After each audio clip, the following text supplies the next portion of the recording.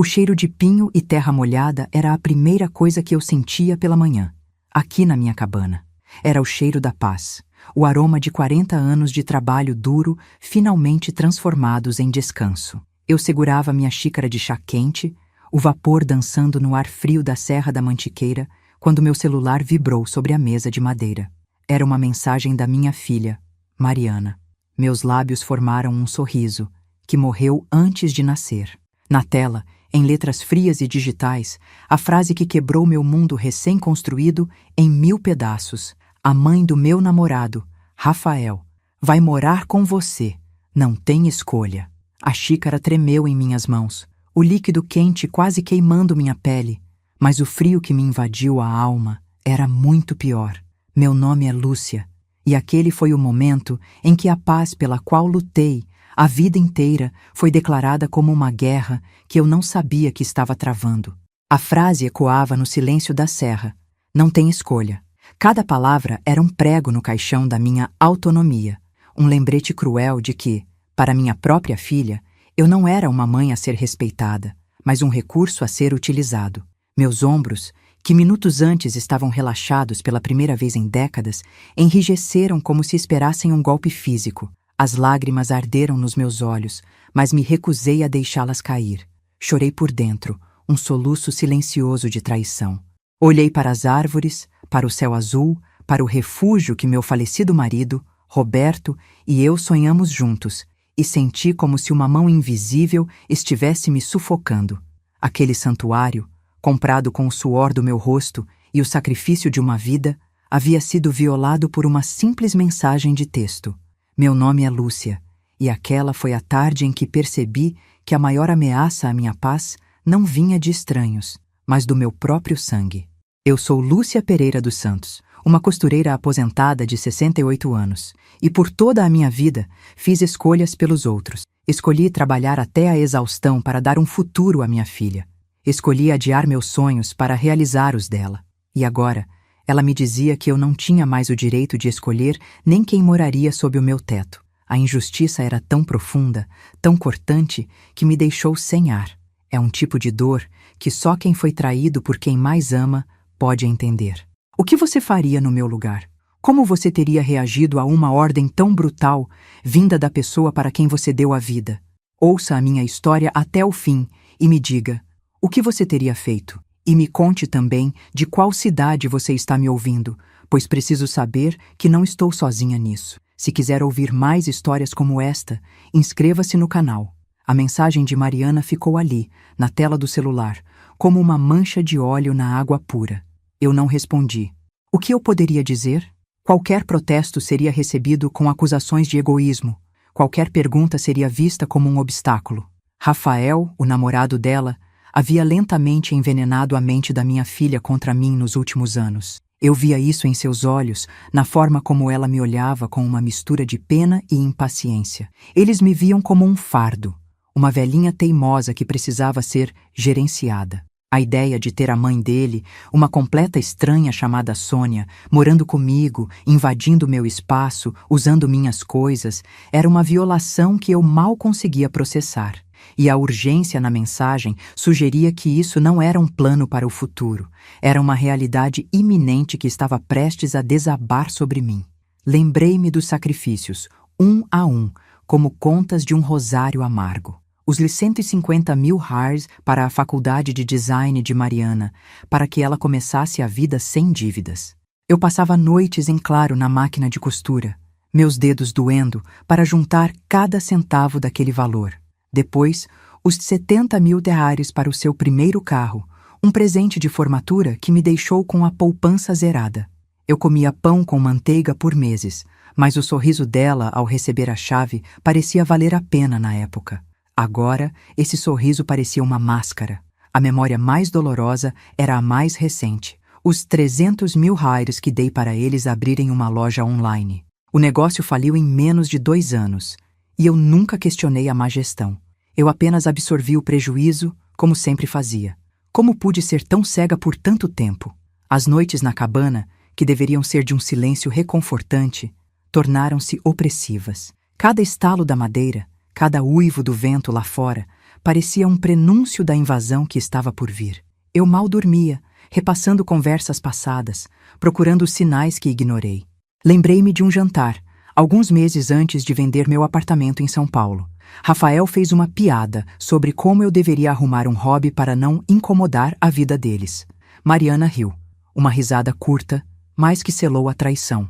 Naquele momento, eu me senti pequena, uma antiguidade empoeirada na vida moderna e agitada deles. Aquele riso agora ecoava na minha mente, e eu percebia que não era uma piada, era uma sentença. Eles me convenceram a vender o apartamento com argumentos cheios de uma falsa preocupação.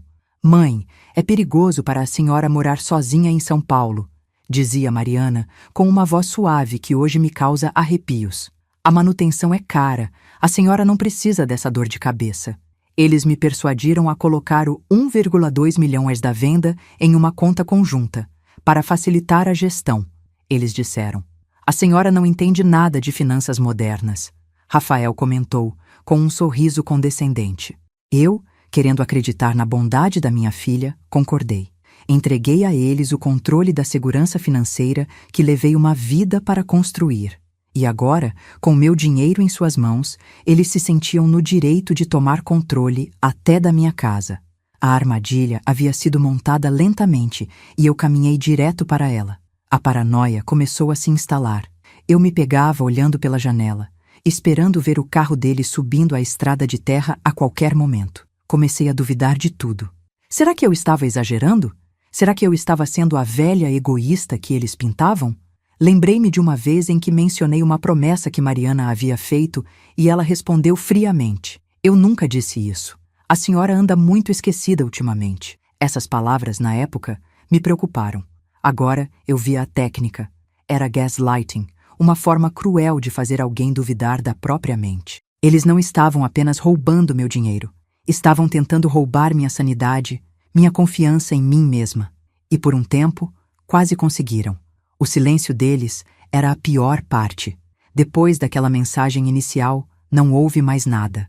Nenhum telefonema, nenhuma nova mensagem explicando a situação de Sônia, a mãe de Rafael. Era um silêncio calculado, projetado para me deixar ansiosa, para quebrar minha resistência. Eles queriam que eu imaginasse o pior, que me sentisse isolada e sem poder, para que quando chegassem eu estivesse tão esgotada emocionalmente que simplesmente aceitaria o inevitável. Eles me conheciam bem, sabiam que eu odiava conflitos, mas eles não sabiam que a Lúcia que eles estavam tentando intimidar estava começando a se transformar. A dor da traição estava lentamente se solidificando em uma raiva fria e silenciosa, uma raiva que exigia respostas, não submissão. Foi no segundo dia de agonia, enquanto eu desempacotava uma das últimas caixas, que encontrei o velho caderno de couro do meu Roberto. O cheiro familiar do papel antigo me trouxe um conforto momentâneo, uma lufada de ar puro em meio ao sufocamento. Sentei-me na poltrona que ele tanto amava e comecei a folhear as páginas, vendo seus esboços de móveis, suas anotações, seus sonhos. Era como se ele estivesse ali comigo. E talvez, de certa forma, ele estivesse. Porque, ao virar uma página mais grossa, um envelope amarelado, escondido em um compartimento secreto que eu nunca soube que existia, caiu no meu colo. O meu coração parou por um segundo. Com as mãos trêmulas, eu o abri, sem fazer ideia de que estava prestes a descobrir a verdade que mudaria absolutamente tudo. Dentro do envelope havia uma carta, escrita com a caligrafia firme e familiar de Roberto, e um extrato bancário. Comecei a ler a carta e as lágrimas que eu havia segurado por dias finalmente vieram, mas não eram de tristeza, e sim de um choque avassalador. Roberto, meu amado Roberto, havia visto tudo. Ele escreveu sobre uma conversa que ouviu por acaso entre Mariana e Rafael meses antes de seu infarto.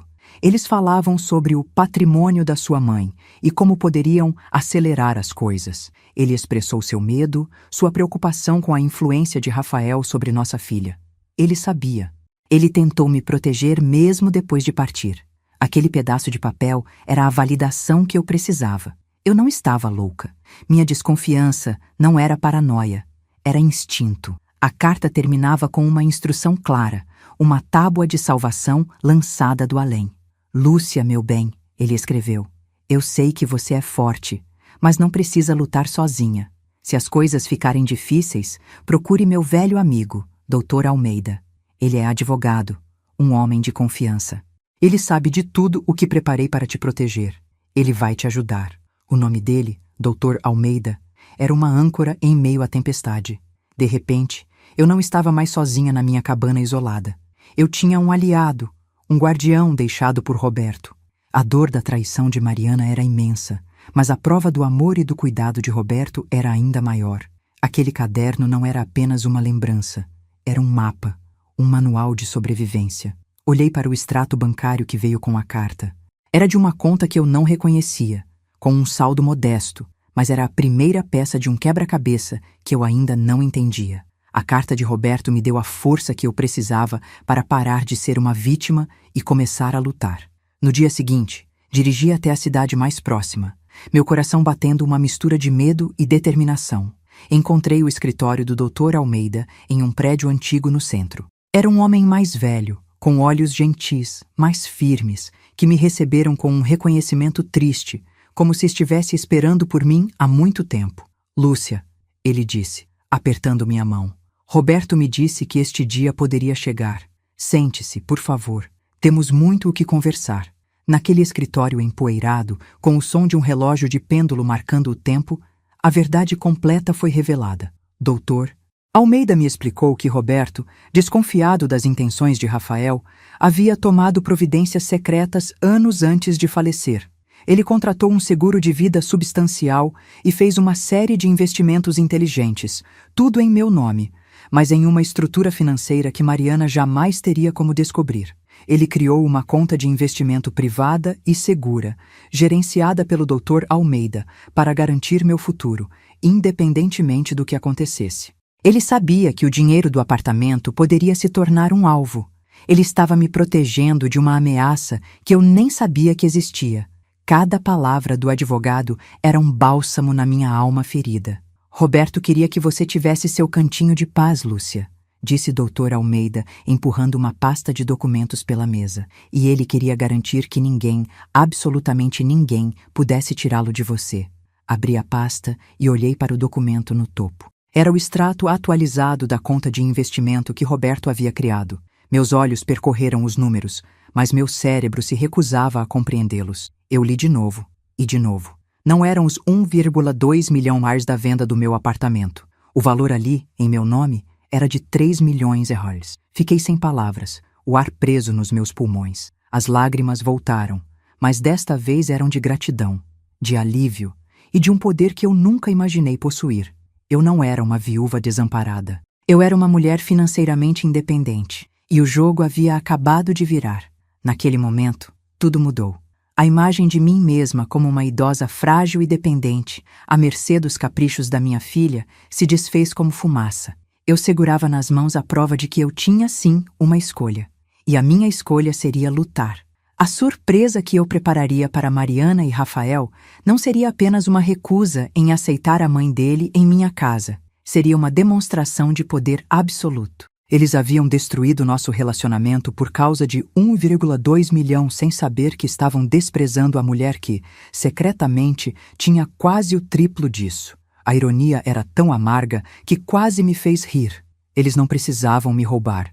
Eles só precisavam ter me amado. Mas a ganância deles os cegou, e agora essa mesma ganância seria a sua ruína. Com a ajuda do Dr. Almeida, o primeiro passo do meu plano começou. Ele obteve os extratos completos da conta conjunta, onde o dinheiro da venda do apartamento foi depositado.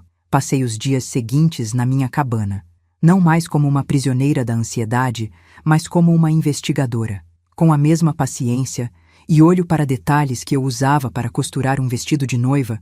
Eu analisei cada transação. Canetas coloridas marcavam os gastos, viagens de luxo para resorts que eu só via em revistas, jantares em restaurantes caríssimos, roupas de grife, bolsas de marca. Eles estavam vivendo uma vida de rei e rainha, com o dinheiro que eu juntei por toda a minha vida. Cada compra era uma facada no meu coração, mas também mais uma peça de evidência no dossiê que estávamos montando. Enquanto eu juntava as provas, decidi sobre a segunda camada do meu plano, a performance. Eu não responderia a nenhuma mensagem ou ligação de Mariana. Eu me tornaria um fantasma.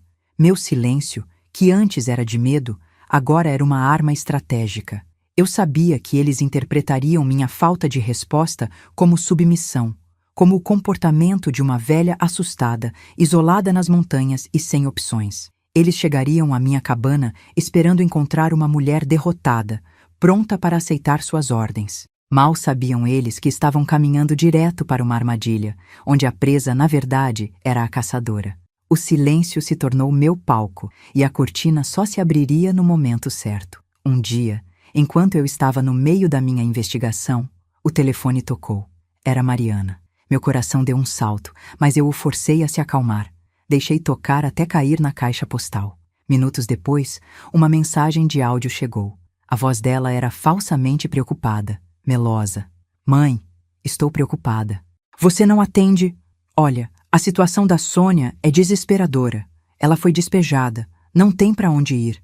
É uma questão de humanidade. Ouvir aquela mentira deslavada, sabendo que eles estavam gastando meu dinheiro em luxos, me encheu de uma fúria gelada. Ela estava tentando me manipular com pena, apelar para o meu instinto materno. Mas a mãe que ela conhecia, a que perdoava tudo, não existia mais. Apaguei a mensagem sem responder, sentindo um poder sombrio em cada segundo de silêncio. Doutor. Almeida e eu nos encontramos mais algumas vezes. Ele preparou uma notificação extrajudicial detalhada, exigindo a devolução imediata dos fundos que foram desviados da conta conjunta para despesas pessoais. O documento era impecável, listando datas, valores e a natureza dos gastos. Era a prova irrefutável do crime de apropriação indébita. Decidimos que ele estaria presente no dia da confrontação. Sua presença como advogado daria um peso legal e uma seriedade que eles não poderiam ignorar. A chegada da mãe de Rafael, Sônia, que eles planejavam como o golpe final da minha humilhação, se tornaria, ironicamente, a testemunha da humilhação pública deles. O palco estava quase pronto. A poucos dias da data que eles haviam imposto, a ansiedade começou a me corroer. E se algo desse errado? E se eles percebessem que eu estava armando algo? Meu sono voltou a ser agitado, meu coração disparava ao menor ruído. Eu olhava para o caderno de Roberto sobre a mesa de cabeceira, buscando força. Lembrei-me de uma noite, anos atrás, quando ele me encontrou exausta na máquina de costura. Ele segurou minhas mãos e disse: "Um dia, meu bem, você vai ter seu cantinho de paz na serra, longe de todo esse barulho. Eu prometo." Eu estava lutando por essa promessa. Eu estava lutando pelo meu direito à paz. Essa lembrança acalmou meu espírito e fortaleceu minha resolução. Eu não iria falhar. Então, uma nova mensagem de Mariana chegou, desta vez mais agressiva.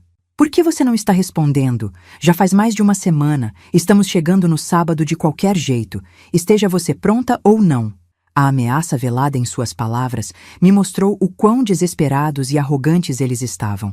Eles não conseguiam conceber a ideia de que eu poderia estar fazendo qualquer coisa além de me lamentar. A certeza deles sobre o meu desamparo era a maior vantagem que eu tinha. Eu li a mensagem, senti a raiva subir, mas a canalizei para a minha determinação. O sábado estava se aproximando, e com ele, o fim de todo esse pesadelo. O medo de ser descoberta atingiu seu pico na quinta-feira, 2 dias antes da chegada deles. Meu telefone tocou, mas o número era desconhecido. Era um vizinho da cabana, um senhor simpático que morava a alguns quilômetros de distância. "Dona Lúcia, desculpe incomodar, mas sua filha Mariana me ligou. Ela estava perguntando se a senhora estava bem. Disse que não conseguia falar com a senhora. Eu disse que vi um carro de luxo visitando sua casa ontem." Meu sangue gelou. O carro do Dr. Almeida. "Ela pareceu meio nervosa", continuou o vizinho. "Perguntou se era um vendedor. Eu disse que não sabia." Desliguei, em pânico. Eles estavam investigando. Eles estavam desconfiados. O plano inteiro poderia ruir antes mesmo de começar. Por horas, andei de um lado para o outro na cabana, o coração na boca. Mas então, a arrogância deles, mais uma vez, me salvou. Nenhuma outra mensagem chegou. Nenhuma ligação. Eles deviam ter descartado a informação. Um vendedor, um amigo, qualquer coisa. A possibilidade de eu, a mãe esquecida e incapaz, estar consultando um advogado de prestígio era tão absurda para eles que nem sequer consideraram isso. Eles se achavam muito mais espertos. Essa percepção me acalmou. O medo se transformou em uma fúria contida, uma energia que me manteria focada até o fim. Eles haviam subestimado a costureira. Eles não sabiam que minha vida inteira foi sobre tecer fios, criar padrões e executar planos complexos com precisão. E eu estava prestes a dar o último ponto nesta história. A sexta-feira, véspera da chegada deles, foi um dia de calma tensa. Dr. Almeida veio até a cabana para uma última revisão do plano. Sentados na minha varanda, com o dossiê e a notificação legal sobre a mesa, repassamos cada detalhe. Ele seria a voz da lei. Eu seria a voz da verdade. Olhei para as montanhas, para a imensidão verde que me cercava. Amanhã, este lugar seria um campo de batalha, mas depois da batalha, seria finalmente o meu santuário de paz, purificado de toda a ganância e desrespeito. Você está pronta, Lúcia? Ele perguntou, seus olhos gentis fixos nos meus. Eu respirei fundo o ar puro da serra. Sim, respondi, minha voz firme. Eu estou pronta. A armadilha estava montada. Sábado amanheceu com um céu claro e um sol brilhante, uma ironia cruel para o dia sombrio que se seguiria. Vesti-me com um vestido simples, mas digno. Preparei um bule de chá, mais por hábito do que por desejo. Sentei-me na cadeira de balanço na varanda, o caderno de Roberto no meu colo, e esperei. Dr. Almeida chegou pontualmente, vestido em um terno escuro e impecável, sua pasta na mão. Ele sentou-se ao meu lado e nós esperamos em silêncio. A tensão era palpável, mas por baixo dela havia uma corrente de poder, de justiça prestes a ser feita. Eu não era mais a Lúcia trêmula que recebeu aquela mensagem. Eu era uma fortaleza, e eles estavam prestes a colidir contra as minhas muralhas. Por volta do meio-dia, ouvi o som de um carro subindo a estrada de terra. Meu coração começou a bater mais forte, um tambor de guerra no meu peito. O carro parou em frente à cabana. Mariana saiu do banco do passageiro com um sorriso forçado no rosto. Rafael saiu do lado do motorista, seu olhar varrendo a propriedade com um ar de posse. E do banco de trás, saiu uma mulher mais velha, de aparência cansada, carregando uma mala. Sônia. Eles caminharam em direção à varanda, suas expressões mudando de arrogância para confusão ao verem o Dr. Almeida sentado ao meu lado. O sorriso de Mariana vacilou. Mãe, quem é esse? Ela perguntou, a voz já perdendo a segurança. O espetáculo estava prestes a começar. Mariana, Rafael. Por favor, sentem-se, eu disse, minha voz calma e nivelada, o que pareceu surpreendê-los ainda mais. Esta é a minha casa, e hoje as coisas serão feitas do meu jeito. Eles trocaram um olhar nervoso, mas sentaram-se nas cadeiras em frente a nós. Sônia permaneceu de pé, desconfortável, a mala ainda na mão. Mãe, o que está acontecendo? E por que você não respondeu minhas mensagens? Mariana começou, tentando assumir o controle. Eu a interrompi. Eu não respondi porque não havia nada a ser dito. Havia apenas a ser descoberto. Olhei para Rafael, cujo rosto já estava pálido. Coisas como viagens, jantares, roupas de grife, coisas que vocês compraram com o meu dinheiro. O silêncio que se seguiu foi ensurdecedor. Isso é ridículo! Do que você está falando? Rafael gaguejou, tentando parecer indignado, mas seus olhos o traíram. Doutor Almeida, sem dizer uma palavra, abriu sua pasta e colocou o DOS. O cheiro de pinho e terra molhada era a primeira coisa que eu sentia pela manhã, aqui, na minha cabana. Era o cheiro da paz, o aroma de 40 anos de trabalho duro finalmente transformados em descanso. Eu segurava minha xícara de chá quente, o vapor dançando no ar frio da Serra da Mantiqueira, quando o meu celular vibrou sobre a mesa de madeira. Era uma mensagem da minha filha, Mariana. Meus lábios formaram um sorriso, que morreu antes de nascer. Na tela, em letras frias e digitais, a frase que quebrou meu mundo recém-construído em 1000 pedaços. A mãe do meu namorado, Rafael, vai morar com você. Não tem escolha. A xícara tremeu em minhas mãos, o líquido quente quase queimando minha pele, mas o frio que me invadiu a alma era muito pior. Meu nome é Lúcia, e aquele foi o momento em que a paz pela qual lutei a vida inteira foi declarada como uma guerra que eu não sabia que estava travando. A frase ecoava no silêncio da serra. Não tem escolha. Cada palavra era um prego no caixão da minha autonomia, um lembrete cruel de que, para minha própria filha, eu não era uma mãe a ser respeitada, mas um recurso a ser utilizado. Meus ombros, que minutos antes estavam relaxados pela primeira vez em décadas, enrijeceram como se esperassem um golpe físico. As lágrimas arderam nos meus olhos, mas me recusei a deixá-las cair. Chorei por dentro, um soluço silencioso de traição. Olhei para as árvores, para o céu azul, para o refúgio que meu falecido marido, Roberto, e eu sonhamos juntos, e senti como se uma mão invisível estivesse me sufocando. Aquele santuário, comprado com o suor do meu rosto e o sacrifício de uma vida, havia sido violado por uma simples mensagem de texto. Meu nome é Lúcia, e aquela foi a tarde em que percebi que a maior ameaça à minha paz não vinha de estranhos, mas do meu próprio sangue.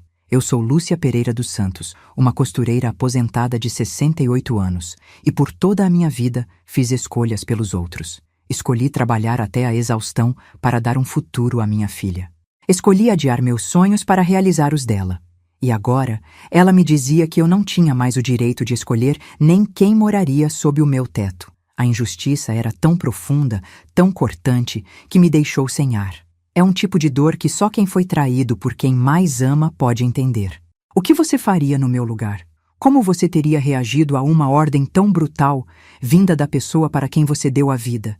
Ouça a minha história até o fim e me diga: o que você teria feito? E me conte também de qual cidade você está me ouvindo, pois preciso saber que não estou sozinha nisso. Se quiser ouvir mais histórias como esta, inscreva-se no canal.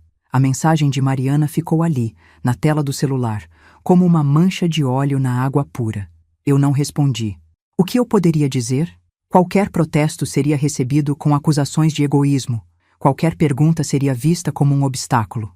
Rafael, o namorado dela, havia lentamente envenenado a mente da minha filha contra mim nos últimos anos. Eu via isso em seus olhos, na forma como ela me olhava com uma mistura de pena e impaciência. Eles me viam como um fardo, uma velhinha teimosa que precisava ser gerenciada. A ideia de ter a mãe dele, uma completa estranha chamada Sônia, morando comigo, invadindo meu espaço, usando minhas coisas, era uma violação que eu mal conseguia processar.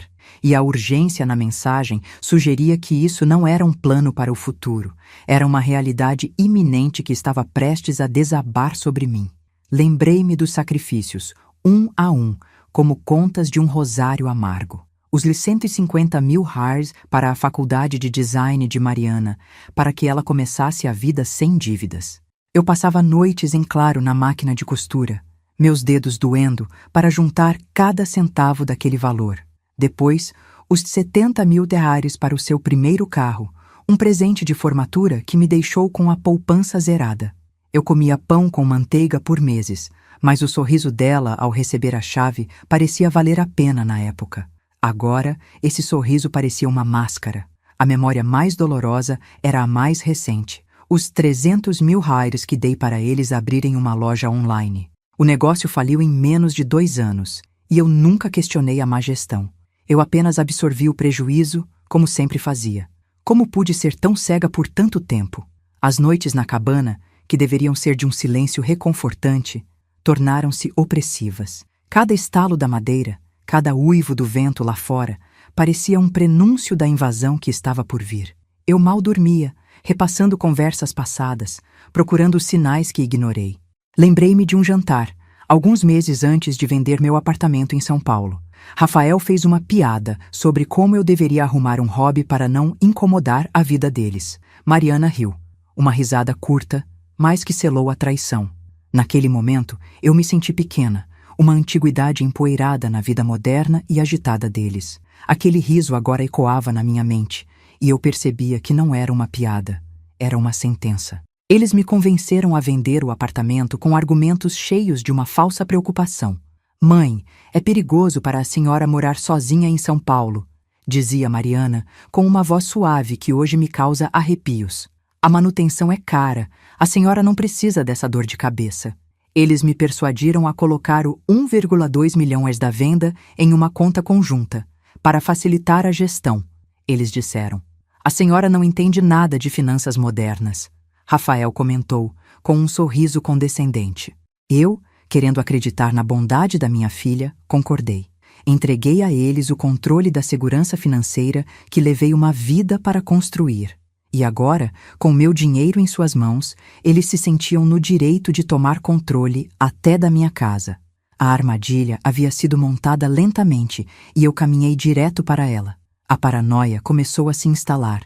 Eu me pegava olhando pela janela, esperando ver o carro dele subindo a estrada de terra a qualquer momento. Comecei a duvidar de tudo.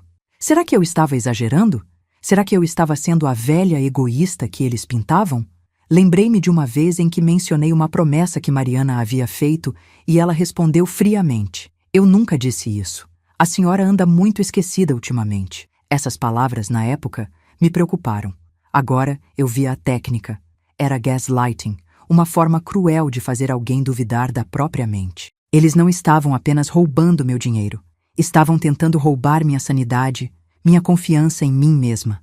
E por um tempo, quase conseguiram. O silêncio deles era a pior parte. Depois daquela mensagem inicial, não houve mais nada.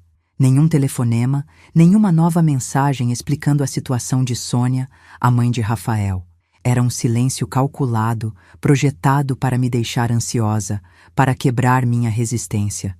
Eles queriam que eu imaginasse o pior, que me sentisse isolada e sem poder, para que quando chegassem eu estivesse tão esgotada emocionalmente que simplesmente aceitaria o inevitável. Eles me conheciam bem, sabiam que eu odiava conflitos, mas eles não sabiam que a Lúcia que eles estavam tentando intimidar estava começando a se transformar. A dor da traição estava lentamente se solidificando em uma raiva fria e silenciosa.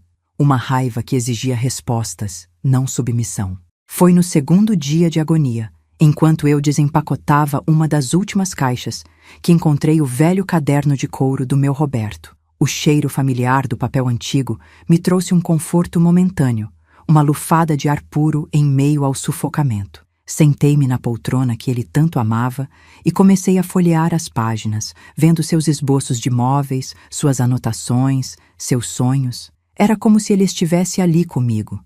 E talvez, de certa forma, ele estivesse. Porque, ao virar uma página mais grossa, um envelope amarelado, escondido em um compartimento secreto que eu nunca soube que existia, caiu no meu colo. O meu coração parou por um segundo. Com as mãos trêmulas, eu o abri, sem fazer ideia de que estava prestes a descobrir a verdade que mudaria absolutamente tudo. Dentro do envelope havia uma carta, escrita com a caligrafia firme e familiar de Roberto, e um extrato bancário. Comecei a ler a carta e as lágrimas que eu havia segurado por dias finalmente vieram, mas não eram de tristeza, e sim de um choque avassalador. Roberto, meu amado Roberto, havia visto tudo. Ele escreveu sobre uma conversa que ouviu por acaso entre Mariana e Rafael meses antes de seu infarto. Eles falavam sobre o patrimônio da sua mãe e como poderiam acelerar as coisas. Ele expressou seu medo, sua preocupação com a influência de Rafael sobre nossa filha. Ele sabia. Ele tentou me proteger mesmo depois de partir. Aquele pedaço de papel era a validação que eu precisava. Eu não estava louca.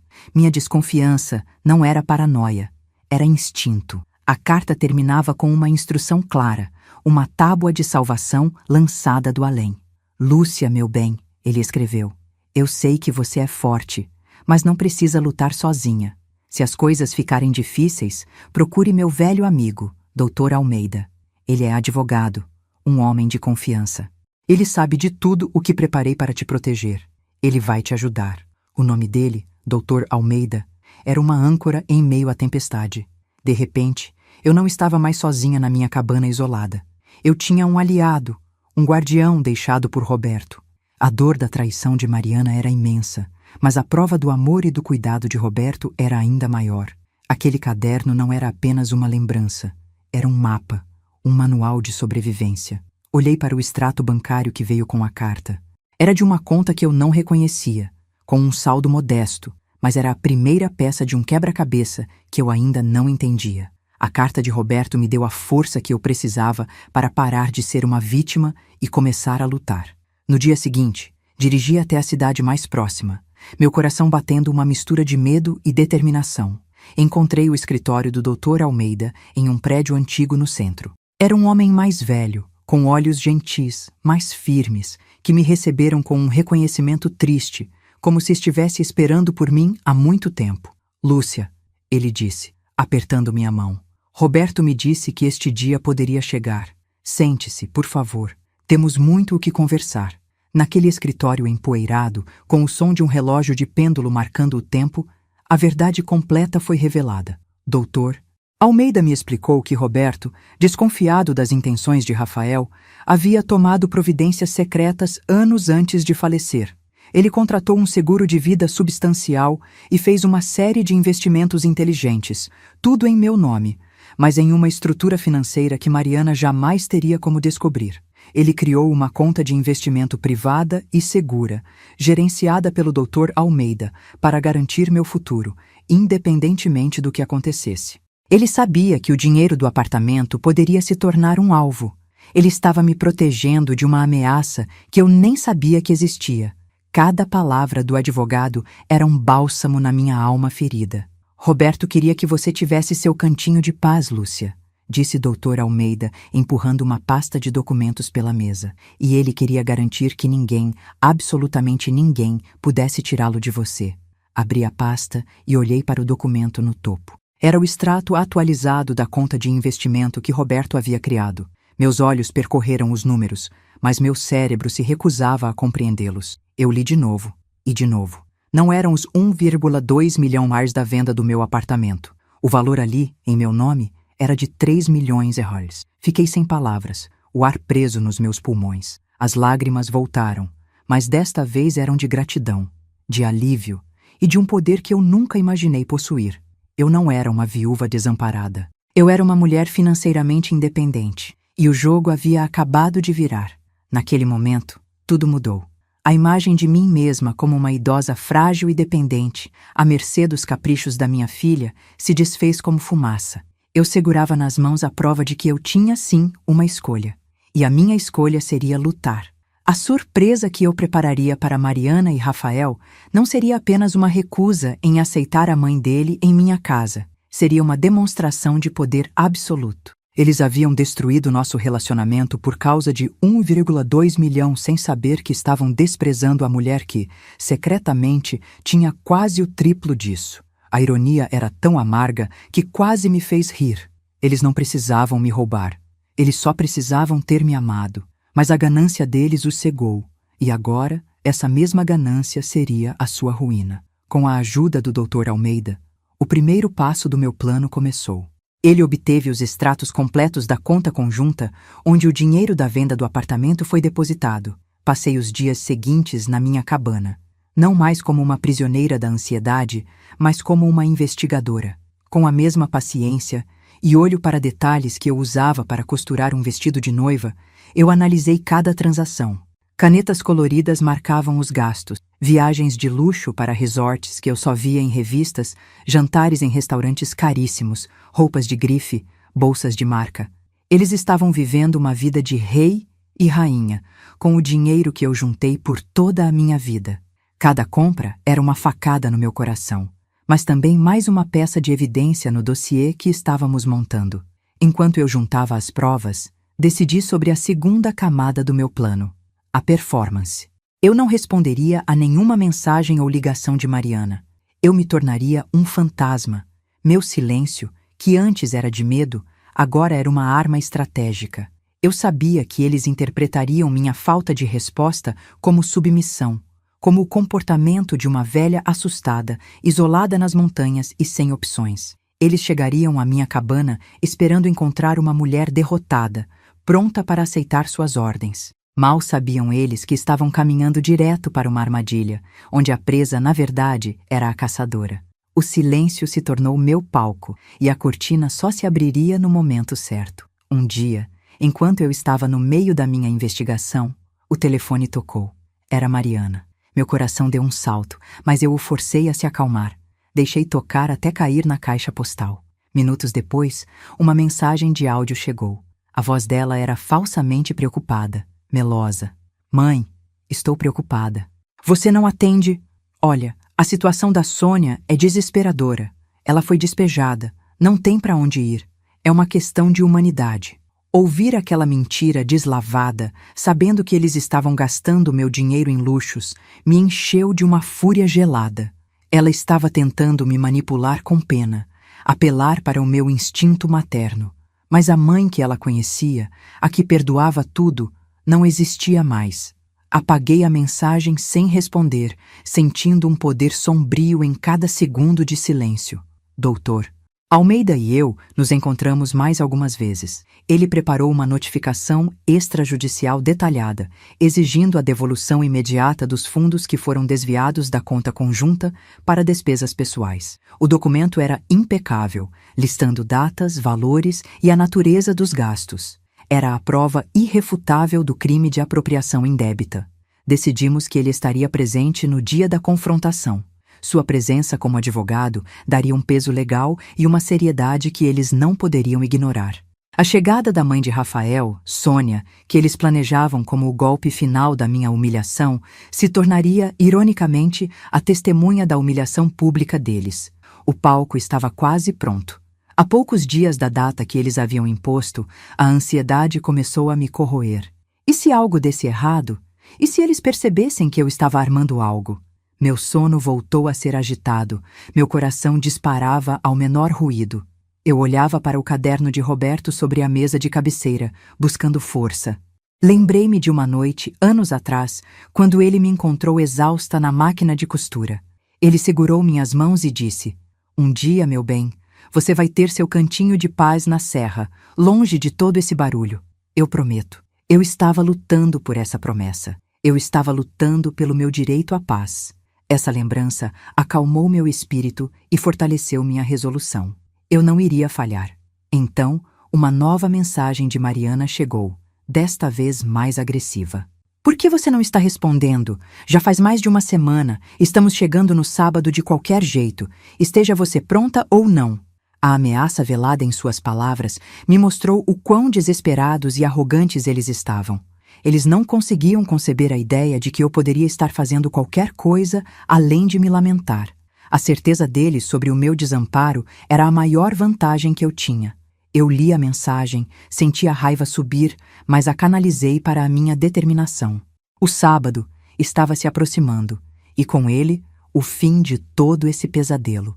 O medo de ser descoberta atingiu seu pico na quinta-feira, 2 dias antes da chegada deles. Meu telefone tocou, mas o número era desconhecido. Era um vizinho da cabana, um senhor simpático que morava a alguns quilômetros de distância.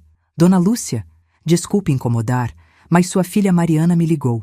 Ela estava perguntando se a senhora estava bem. Disse que não conseguia falar com a senhora. Eu disse que vi um carro de luxo visitando sua casa ontem." Meu sangue gelou. O carro do Dr. Almeida. "Ela pareceu meio nervosa", continuou o vizinho. "Perguntou se era um vendedor. Eu disse que não sabia." Desliguei em pânico. Eles estavam investigando. Eles estavam desconfiados. O plano inteiro poderia ruir antes mesmo de começar. Por horas, andei de um lado para o outro na cabana, o coração na boca. Mas então, a arrogância deles, mais uma vez, me salvou. Nenhuma outra mensagem chegou. Nenhuma ligação. Eles deviam ter descartado a informação. Um vendedor, um amigo, qualquer coisa. A possibilidade de eu, a mãe esquecida e incapaz, estar consultando um advogado de prestígio era tão absurda para eles que nem sequer consideraram isso. Eles se achavam muito mais espertos. Essa percepção me acalmou. O medo se transformou em uma fúria contida, uma energia que me manteria focada até o fim. Eles haviam subestimado a costureira. Eles não sabiam que minha vida inteira foi sobre tecer fios, criar padrões e executar planos complexos com precisão. E eu estava prestes a dar o último ponto nesta história.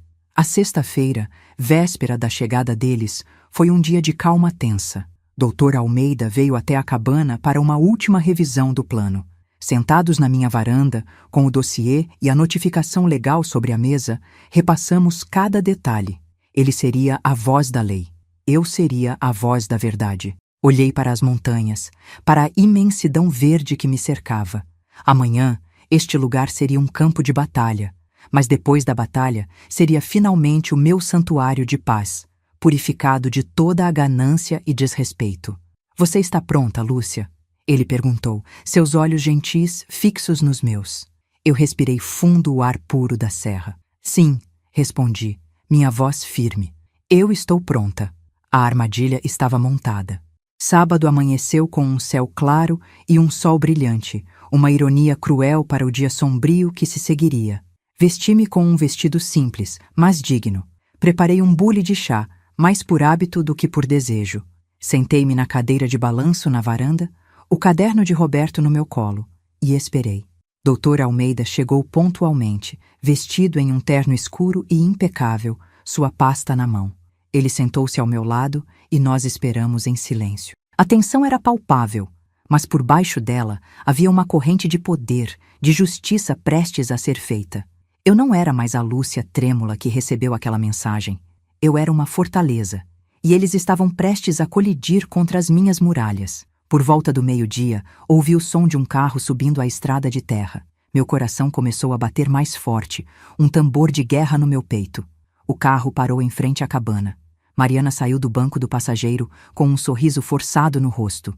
Rafael saiu do lado do motorista, seu olhar varrendo a propriedade com um ar de posse. E do banco de trás, saiu uma mulher mais velha, de aparência cansada, carregando uma mala. Sônia.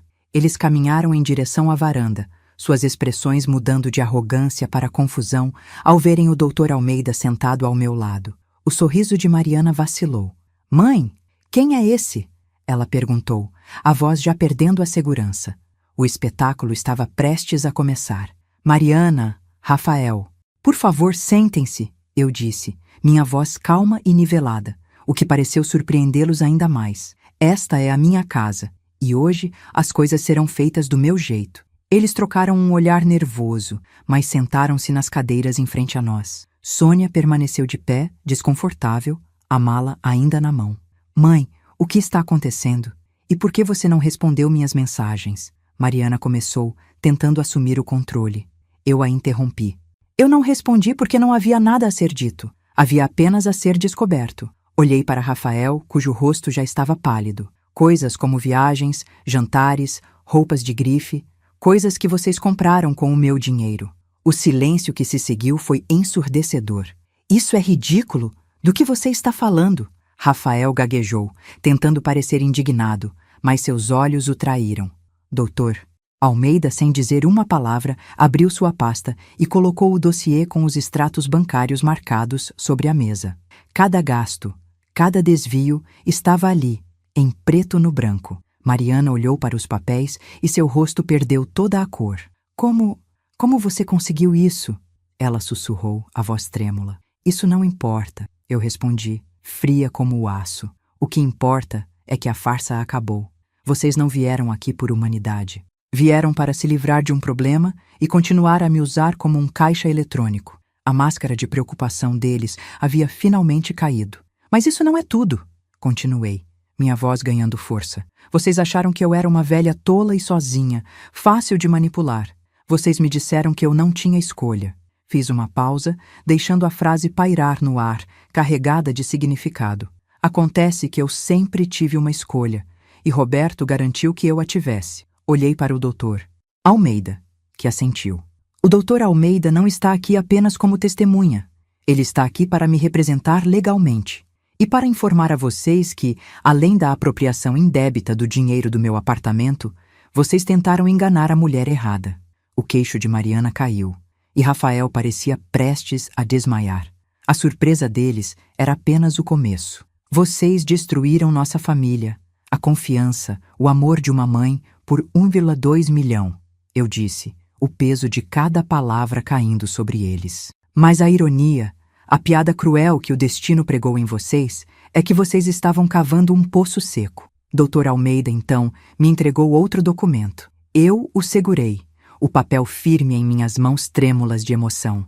Enquanto vocês roubavam minhas economias de uma vida, havia um patrimônio que Roberto me deixou, um que vocês nunca souberam, um que me garante que eu nunca, jamais, precisarei de um centavo de ninguém. Deslizei o extrato da minha conta de 3 milhões de dólares pela mesa. O som do papel arrastando na madeira foi o som da derrota deles. Mariana olhou para o número e um som estrangulado escapou de sua garganta. Rafael apenas encarava o papel, sua mente gananciosa incapaz de processar a magnitude de seu erro de cálculo. Toda a sua trama, toda a crueldade, havia sido por nada. Pior que nada. Eles haviam trocado o amor e o acesso a uma fortuna por um roubo mesquinho que agora seria exposto. Sônia, a mãe de Rafael, que até então assistia a tudo em silêncio chocado, deu um passo para trás, como se estivesse se afastando de uma doença. Ela olhou para o filho com nojo e, sem dizer uma palavra, pegou sua mala, virou as costas e começou a descer a estrada de terra, abandonando-o em meio à sua ruína. A humilhação deles era completa. Dr. Almeida então se levantou, sua presença imponente. Esta é uma notificação extrajudicial, ele disse, entregando uma cópia para Mariana e outra para Rafael, exigindo a devolução integral de todos os fundos desviados da conta da sua mãe, com juros e correção monetária. Caso contrário, entraremos com uma ação criminal por apropriação indébita e estelionato. Rafael começou a balbuciar desculpas, falando sobre mal-entendidos, mas sua voz morreu. Mariana apenas chorava, não de arrependimento, eu sabia, mas de pura e absoluta derrota. Eles não tinham mais poder, não tinham mais controle, não tinham mais nada.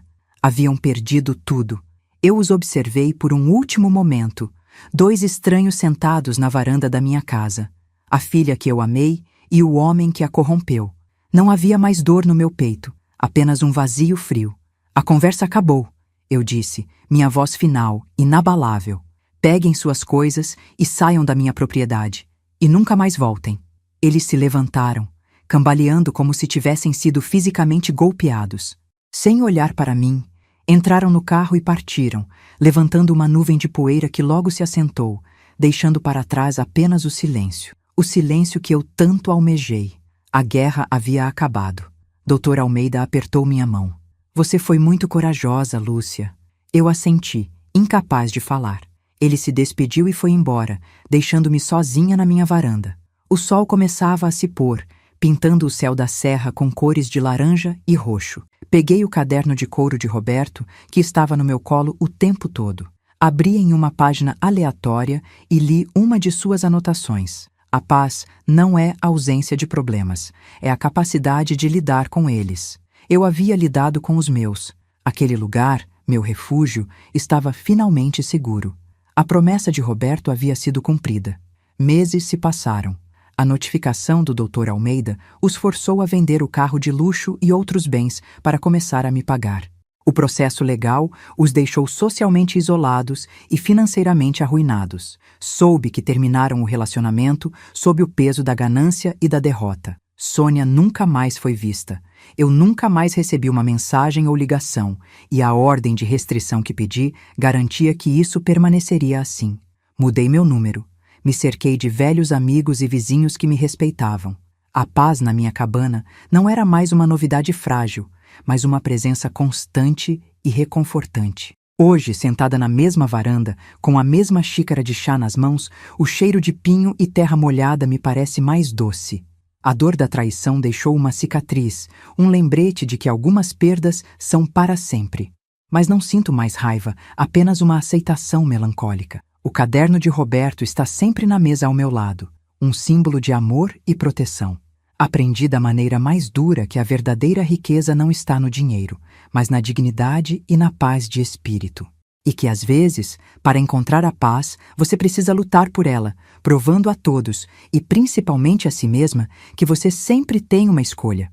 Se esta história te comoveu, escreva justiça nos comentários e compartilhe com alguém que precisa ouvi-la.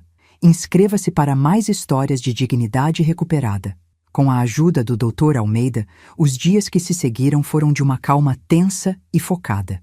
Enquanto meu silêncio para Mariana e Rafael era absoluto, minha mente trabalhava sem parar. O dossiê crescia a cada dia, uma tapeçaria sombria tecida com os fios da ganância deles. Cada extrato, cada recibo que o Dr. Almeida conseguia, era uma peça que eu encaixava no lugar. Eu, que passei a vida unindo pedaços de tecido para criar beleza, agora unia provas para expor a feiura.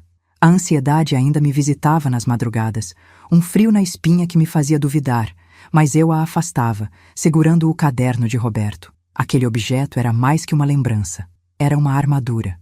Eu estava me preparando para a batalha da minha vida e não podia me dar ao luxo de fraquejar.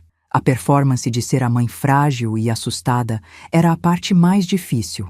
Cada fibra do meu ser queria gritar, confrontar, expor a mentira imediatamente. Mas eu me continha, sabendo que a vitória dependia da arrogância deles, da certeza que tinham sobre o meu desamparo. Meu silêncio era a isca perfeita. Eles o interpretariam como fraqueza, como o medo de uma idosa isolada que não tinha para onde correr. Mal sabiam que meu silêncio era o solo fértil onde minha estratégia florescia. Eu imaginava a cena da chegada deles, seus rostos cheios de uma falsa pena, prontos para dar o golpe de misericórdia. A antecipação da virada, do momento em que suas máscaras cairiam, era o que me dava forças para continuar a encenação. O palco estava sendo montado e a plateia seria eles mesmos. Então, a mensagem que eu esperava chegou, mais agressiva e impaciente. Por que você não está respondendo? Já faz mais de uma semana. Estamos chegando no sábado de qualquer jeito. Esteja você pronta ou não. A ameaça velada em suas palavras, a ordem final, não me assustou. Pelo contrário, ela me encheu de uma fúria gelada e precisa. Eles não conseguiam conceber a ideia de que eu poderia estar fazendo qualquer coisa além de me lamentar ou ceder. A certeza deles sobre o meu poder nulo era a maior vantagem que eu tinha. Eu li a mensagem, senti a raiva subir, mas a canalizei para a minha determinação. O sábado estava se aproximando e, com ele, o fim de todo esse pesadelo. Eles estavam vindo direto para a minha armadilha. Passei os dias seguintes em um estado de alerta máximo, revisando cada detalhe do plano com o Dr. Almeida por telefone. Eu limpava a cabana, cuidava do meu jardim, agindo como se nada estivesse para acontecer. Mas por dentro, eu era uma general antes de uma batalha. Minha mente, treinada por décadas de costura a focar em detalhes mínimos, repassava cada possível cenário, cada palavra que seria dita. Eu sabia que não poderia haver erros. A precisão que eu usava para cortar um tecido caro era a mesma que eu usaria para cortar os laços de manipulação que me prendiam. Eles pensavam que estavam vindo para tomar posse de uma propriedade, mas na verdade estavam vindo para uma prestação de contas que lhes custaria tudo. O medo de ser descoberta atingiu seu pico na quinta-feira, 2 dias antes da chegada deles. Meu telefone tocou, mas o número era desconhecido. Era um vizinho da cabana, um senhor simpático que morava a alguns quilômetros de distância. Dona Lúcia? Desculpe incomodar, mas sua filha Mariana me ligou. Ela estava perguntando se a senhora estava bem. Disse que não conseguia falar com a senhora. Eu disse que vi um carro de luxo visitando sua casa ontem. Meu sangue gelou. O carro do Dr. Almeida. Ela pareceu meio nervosa, continuou o vizinho. Perguntou se era um vendedor. Eu disse que não sabia. Desliguei em pânico. Eles estavam investigando. Eles estavam desconfiados. O plano inteiro poderia ruir antes mesmo de começar. Por horas, andei de um lado para o outro na cabana, o coração na boca, a adrenalina correndo em minhas veias. Eu olhava pela janela, esperando ver o carro deles aparecer a qualquer momento para me pegar de surpresa.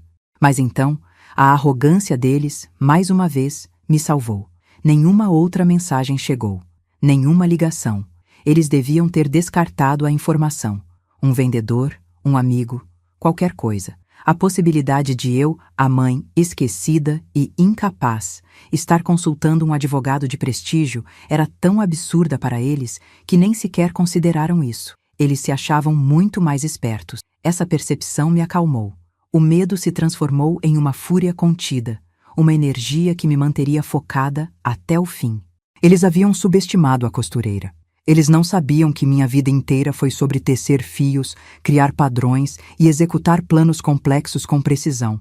Eles viam uma velha, mas eu era uma artesã da paciência e da estratégia. Cada ponto que dei na vida, cada sacrifício, cada noite em claro, me preparou para este momento. Aquele quase desastre com o vizinho não abalou meu plano. Ele o fortaleceu. Mostrou-me que eu estava um passo à frente, que a percepção distorcida que eles tinham de mim era minha arma mais poderosa. Eles não estavam apenas lutando contra Lúcia, a mãe. Estavam lutando contra Lúcia, a mulher que construiu uma vida do nada, com agulha, linha e uma vontade de ferro. E eu estava prestes a dar o último ponto nesta história. A sexta-feira, véspera da chegada deles, foi um dia de calma tensa. Dr. Almeida veio até a cabana para uma última revisão do plano. Sentados na minha varanda, com o dossiê e a notificação legal sobre a mesa, repassamos cada detalhe. Ele seria a voz da lei. Eu seria a voz da verdade. Olhei para as montanhas, para a imensidão verde que me cercava. Amanhã, este lugar seria um campo de batalha. Mas depois da batalha, seria finalmente o meu santuário de paz, purificado de toda a ganância e desrespeito. Você está pronta, Lúcia? Ele perguntou, seus olhos gentis fixos nos meus. Eu respirei fundo o ar puro da serra. Sim, respondi, minha voz firme. Eu estou pronta. Naquela noite não consegui dormir. Sentei-me na poltrona de Roberto, o caderno de couro dele aberto no meu colo. A luz da lua banhava a sala, criando sombras longas e silenciosas. Eu folheei as páginas, passando os dedos sobre seus desenhos, suas anotações. Era como se pudesse sentir sua presença ali, sua força me envolvendo. Olhei para a foto dele na estante. Roberto, meu amor, sussurrei para o silêncio da cabana. Amanhã eu vou cumprir a sua promessa. Vou garantir que nosso cantinho de paz seja só isso, paz. As lágrimas vieram, mas não eram de tristeza. Eram de uma resolução inabalável. Eu não estava sozinha. Eu tinha a memória dele, a força dele e a justiça do meu lado. Sábado amanheceu com um céu claro e um sol brilhante. Uma ironia cruel para o dia sombrio que se seguiria. Vesti-me com um vestido simples, mas digno. Preparei um bule de chá, mais por hábito do que por desejo. Sentei-me na cadeira de balanço na varanda, o caderno de Roberto ao meu lado na mesinha, e esperei. Dr. Almeida chegou pontualmente, vestido em um terno escuro e impecável, sua pasta na mão. Ele sentou-se ao meu lado e nós esperamos em silêncio. A tensão era palpável, mas por baixo dela havia uma corrente de poder, de justiça prestes a ser feita. Eu não era mais a Lúcia trêmula que recebeu aquela mensagem. Eu era uma fortaleza. E eles estavam prestes a colidir contra as minhas muralhas. Por volta do meio-dia, ouvi o som familiar de um carro subindo a estrada de terra. Meu coração começou a bater mais forte, um tambor de guerra no meu peito. O carro parou em frente à cabana. Mariana saiu do banco do passageiro com um sorriso forçado no rosto. Rafael saiu do lado do motorista, seu olhar varrendo a propriedade com um ar de posse. E do banco de trás saiu uma mulher mais velha, de aparência cansada, carregando uma mala. Sônia. Eles caminharam em direção à varanda, suas expressões mudando de arrogância para confusão ao verem o Dr. Almeida sentado ao meu lado. O sorriso de Mariana vacilou. Mãe? Quem é esse? Ela perguntou, a voz já perdendo a segurança. O espetáculo estava prestes a começar. Mariana, Rafael, por favor, sentem-se. Eu disse, minha voz calma e nivelada, o que pareceu surpreendê-los ainda mais. Esta é a minha casa, e hoje as coisas serão feitas do meu jeito. Eles trocaram um olhar nervoso, mas sentaram-se nas cadeiras em frente a nós. Sônia permaneceu de pé, desconfortável, a mala ainda na mão.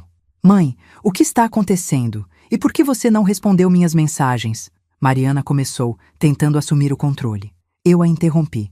Eu não respondi porque não havia nada a ser dito. Havia apenas a ser descoberto. Olhei para Rafael, cujo rosto já estava pálido. Coisas como viagens, jantares, roupas de grife, coisas que vocês compraram com o meu dinheiro. O silêncio que se seguiu foi ensurdecedor. Isso é ridículo. Do que você está falando? Rafael gaguejou, tentando parecer indignado, mas seus olhos o traíram, movendo-se rapidamente entre mim e o Dr. Almeida. O advogado, sem dizer uma palavra, abriu sua pasta e colocou o dossiê com os extratos bancários marcados sobre a mesa de centro. Cada gasto, cada desvio estava ali, em preto no branco. Mariana olhou para os papéis e seu rosto perdeu toda a cor. Como você conseguiu isso? Ela sussurrou, a voz trêmula, a máscara de filha preocupada se desfazendo em tempo real. Isso não importa, eu respondi, fria como o aço. O que importa é que a farsa acabou. Vocês não vieram aqui por humanidade. Vieram para se livrar de um problema e continuar a me usar como um caixa eletrônico. Mas isso não é tudo, continuei, minha voz ganhando força a cada palavra. Vocês acharam que eu era uma velha tola e sozinha, fácil de manipular. Vocês me disseram que eu não tinha escolha. Fiz uma pausa, deixando aquela frase icônica, a arma que usaram contra mim, pairar no ar, carregada de um novo significado. Acontece que eu sempre tive uma escolha, e Roberto garantiu que eu a tivesse. Olhei para o Dr. Almeida, que assentiu. O Dr. Almeida não está aqui apenas como testemunha. Ele está aqui para me representar legalmente. E para informar a vocês que, além da apropriação indébita do dinheiro do meu apartamento, vocês tentaram enganar a mulher errada. O queixo de Mariana caiu, e Rafael parecia prestes a desmaiar. A surpresa deles era apenas o começo. Vocês destruíram nossa família, a confiança, o amor de uma mãe por 1,2 milhão, eu disse, o peso de cada palavra caindo sobre eles como pedras. Mas a ironia, a piada cruel que o destino pregou em vocês é que vocês estavam cavando um poço seco. Doutor, Almeida então me entregou outro documento. Eu o segurei, o papel firme em minhas mãos trêmulas de emoção. Enquanto vocês roubavam minhas economias de uma vida, havia um patrimônio que Roberto me deixou, um que vocês nunca souberam, um que me garante que eu nunca, jamais, precisarei de um centavo de ninguém. Deslizei o extrato da minha conta de 3 milhões de reais pela mesa. O som do papel arrastando na madeira foi o som da derrota completa e absoluta deles. Mariana olhou para o número e um som estrangulado escapou de sua garganta. Rafael apenas encarava o papel, sua mente gananciosa incapaz de processar a magnitude de seu erro de cálculo. Toda a sua trama, toda a crueldade havia sido por nada. Pior que nada. Eles haviam trocado o amor e o acesso a uma fortuna por um roubo mesquinho que agora seria exposto. Sônia, a mãe de Rafael, que até então assistia a tudo em silêncio chocado, deu um passo para trás, como se estivesse se afastando de uma doença. Ela olhou para o filho com nojo e, sem dizer uma palavra, pegou sua mala, virou as costas e começou a descer a estrada de terra, abandonando-o em meio à sua ruína. A humilhação deles era completa e pública. Dr. Almeida então se levantou, sua presença imponente preenchendo o espaço. Esta é uma notificação extrajudicial, ele disse, entregando uma cópia para Mariana e outra para Rafael, que as pegaram com mãos trêmulas, exigindo a devolução integral de todos os fundos desviados da conta da sua mãe, com juros e correção monetária. Vocês têm 30 dias. Caso contrário, entraremos com uma ação criminal por apropriação indébita e estelionato. Rafael começou a balbuciar desculpas, falando sobre mal-entendidos e empréstimos, mas sua voz morreu sob o olhar de aço do advogado. Mariana apenas chorava, não de arrependimento, eu sabia, mas de pura e absoluta derrota. Eles não tinham mais poder, não tinham mais controle, não tinham mais nada. Haviam perdido tudo. Eu os observei por um último momento, 2 estranhos sentados na varanda da minha casa, a filha que eu amei e o homem que a corrompeu. Não havia mais dor no meu peito, apenas um vazio frio e a certeza da justiça. A conversa acabou, eu disse, minha voz final, inabalável. Peguem suas coisas e saiam da minha propriedade, e nunca mais voltem. Eles se levantaram, cambaleando como se tivessem sido fisicamente golpeados. Sem olhar para mim, sem uma palavra, entraram no carro e partiram, levantando uma nuvem de poeira que logo se assentou, deixando para trás apenas o silêncio que eu tanto almejei. A guerra havia acabado. Dr. Almeida apertou minha mão. Você foi muito corajosa, Lúcia. Roberto estaria orgulhoso. Eu assenti, incapaz de falar, um nó de emoções presas na garganta. Ele se despediu e foi embora, deixando-me sozinha na minha varanda. O sol começava a se pôr, pintando o céu da serra com cores de laranja e roxo. Peguei o caderno de couro de Roberto, que estava na mesinha ao meu lado o tempo todo. Abri em uma página aleatória e li uma de suas anotações. A paz não é a ausência de problemas, é a capacidade de lidar com eles. Eu havia lidado com os meus. Aquele lugar, meu refúgio, estava finalmente seguro. A promessa de Roberto havia sido cumprida. A poeira que o carro deles levantou assentou-se lentamente, e com ela, o caos que eles trouxeram para a minha vida. Fiquei ali, sentada, enquanto o céu passava de laranja para um azul profundo salpicado de estrelas. Pela primeira vez em semanas, eu respirei fundo, sem sentir um peso no peito. Era o ar da liberdade, da dignidade recuperada. A batalha tinha sido exaustiva, a vitória tinha um gosto agridoce pela perda da filha que um dia amei. Mas era uma vitória, ainda assim. Eu não estava mais à mercê de ninguém. Eu era a dona da minha casa, da minha vida e do meu futuro. O pesadelo havia finalmente terminado. Claro. Aqui está o ato 4, com 10 parágrafos, seguindo rigorosamente todas as instruções e a premissa fornecida. Enquanto o carro deles desaparecia na curva da estrada, levantando uma nuvem de poeira que pairou no ar como um fantasma, Mariana ainda tentava uma última patética cartada. Pela janela aberta, sua voz chorosa me alcançou. Mãe, por favor, não faz isso com a gente. Eu sou sua filha. As palavras, que um dia teriam quebrado meu coração, agora soavam ocas, desprovidas de qualquer sinceridade. Eram apenas o último recurso de uma manipuladora que perdeu o controle. Eu permaneci em silêncio, imóvel na minha cadeira de balanço. O amor que eu sentia por ela não morreu naquele instante. Ele já havia sido assassinado lentamente, a cada mentira, a cada real desviado, a cada pedaço da minha dignidade que ela tentou roubar. Mas o que ela não entendia é que a mãe que ela chamava já não existia mais. Rafael, por sua vez, não chorou. Seu rosto era uma máscara de pânico e fúria contida. Ele me encarou por um segundo antes de entrar no carro, e em seus olhos eu não vi arrependimento. Vi apenas o ódio de um predador que teve a presa arrancada de suas garras no último segundo. Ele não estava triste pela dor que causou. Estava furioso por seu plano ter falhado tão espetacularmente. Vi o homem que envenenou a mente da minha filha, que a transformou em uma estranha gananciosa. Ele não era apenas um mau caráter. Ele era um ladrão de almas e quase conseguiu roubar a minha. Aquele olhar final foi a confirmação de que eu havia feito a única coisa certa a fazer. E foi naquele momento que eu soube que o mal que ele representava era muito mais profundo do que eu imaginava.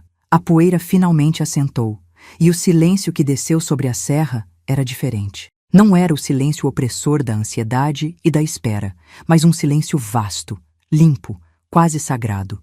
Era o som da paz que eu havia comprado com a dor da verdade. Dr. Almeida colocou uma mão gentil no meu ombro. Você foi muito corajosa, Lúcia. Roberto estaria imensamente orgulhoso. As lágrimas que eu segurei durante toda a confrontação finalmente rolaram pelo meu rosto. Mas não eram de tristeza. Eram de alívio, de exaustão, de uma catarse que lavava minha alma. A guerra havia acabado. A paz que eu tanto queria finalmente chegou. Mas ela veio acompanhada do eco de um laço familiar que se partiu para sempre. Naquela primeira noite, o som da cabana era diferente. O estalar da madeira não me assustava mais. Era apenas a casa respirando. O vento lá fora não era um prenúncio de invasão. Era apenas o canto da serra. Sentei-me na poltrona de Roberto, com seu caderno de couro no colo, e pela primeira vez em semanas, senti fome. Comi uma simples sopa de legumes, e cada colherada parecia um ato de recuperação, de retomada do meu próprio corpo, da minha própria vida. Eu estava sozinha, mas não me sentia solitária. Sentia-me inteira. A ferida da traição ainda estava ali, aberta e dolorida, mas eu sabia que, com o tempo, ela se tornaria uma cicatriz. E eu me perguntava quanto tempo levaria para o fantasma da filha que eu perdi parar de me assombrar. Os dias que se seguiram foram de uma calma estranha. Eu esperava sentir um luto profundo, mas o que sentia era uma leveza. Era como se um peso que eu carregava há anos, sem perceber, tivesse sido finalmente retirado dos meus ombros. O peso de tentar agradar, de me sacrificar sem reconhecimento, de amar por dois. Com a ajuda do Dr. Almeida, tomei as providências legais, uma ordem de restrição permanente e o início do processo para reaver o dinheiro desviado. Cada assinatura no papel era um ponto final, uma declaração de que aquele capítulo da minha vida estava encerrado. Eu estava, pela primeira vez, colocando minhas necessidades, minha segurança e minha paz em primeiro lugar. Eu sabia que a jornada para curar a ferida estava apenas começando. Meses se passaram. A notificação do Dr. Almeida e a ameaça de um processo criminal os forçaram a agir. Soube que venderam o carro de luxo e praticamente tudo de valor que tinham para começar a me pagar a dívida, que com os juros se tornou astronômica. A humilhação financeira e social foi completa. O relacionamento deles não resistiu à pressão e à recriminação mútua. A ganância que os uniu foi a mesma que os separou, deixando um rastro de destruição que eles mesmos criaram. Rafael desapareceu, provavelmente em busca de outra vítima. Mariana, soube por um primo distante, mudou-se para outra cidade, quebrada e sozinha.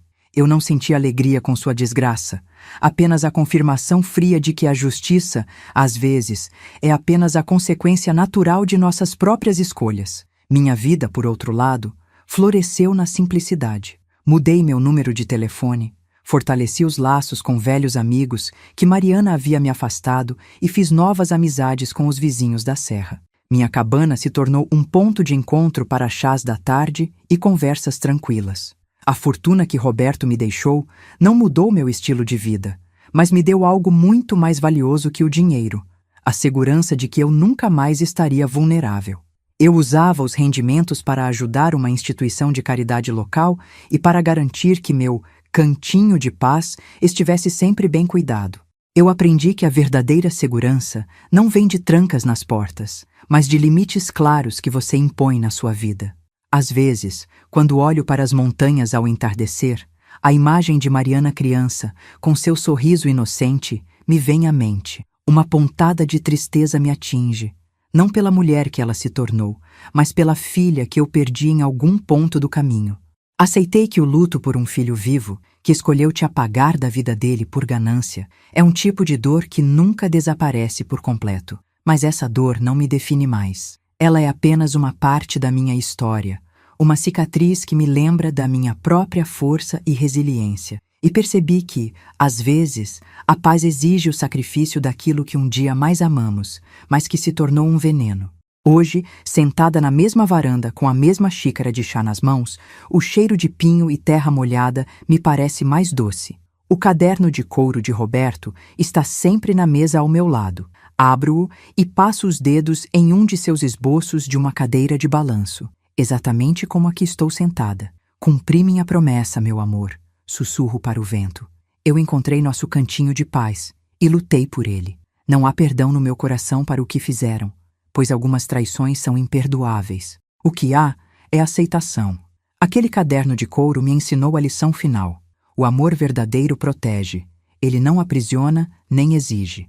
A paz que sinto hoje não é uma ausência de dor, mas a presença de força. É saber que, mesmo depois da pior das tempestades, eu permaneci de pé, mais forte e mais sábia.